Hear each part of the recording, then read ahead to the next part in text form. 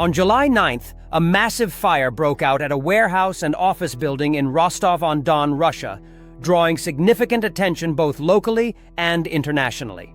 The fire quickly spread across an area of about 3,500 square meters, with thick smoke visible from a considerable distance. Russian emergency services were dispatched to the scene, and around 100 firefighters worked to control and eventually extinguish the blaze. Official reports suggested that no casualties were recorded, and initial Russian statements did not clearly specify the cause of the fire. However, Ukrainian sources later claimed responsibility for the attack, saying it was the result of a strike carried out by a Ukrainian Neptune missile. According to a source from Ukraine's security service, known as the SBU, the missile targeted a warehouse used to store and produce Russian drones. The Neptune missile was originally designed as an anti-ship weapon, but Ukraine has been actively modifying it to hit land targets, including strategic military infrastructure deep inside Russian territory. Ukrainian officials claimed that the warehouse in Rostov was being used to support drone operations against Ukraine, making it a legitimate military target.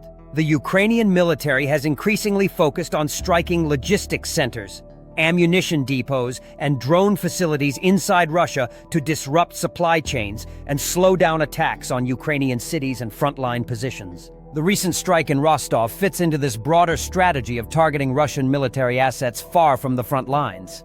Russian authorities, on the other hand, have largely downplayed the incident in their official media, instead emphasizing that their air defense systems had successfully destroyed dozens of Ukrainian drones in other recent attacks. According to Russian officials, these drone attacks have damaged civilian infrastructure in different regions, including a grain warehouse and a school. Despite these claims, independent reports and satellite imagery have indicated that Ukrainian attacks on Russian territory have become more precise and damaging in recent months. The strike on the warehouse in Rostov demonstrates Ukraine's growing capability to project power beyond its borders and target military facilities supporting Russia's war effort.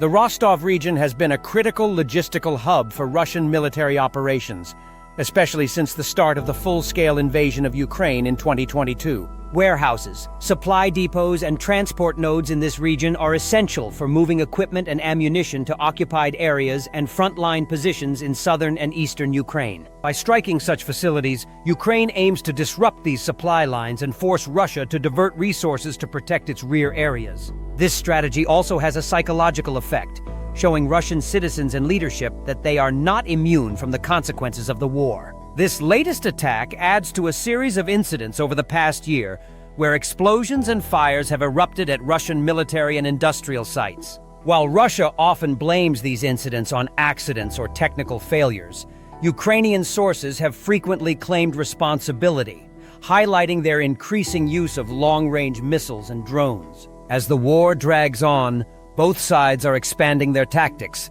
and Ukraine's willingness to strike inside Russian territory signals a new phase of the conflict.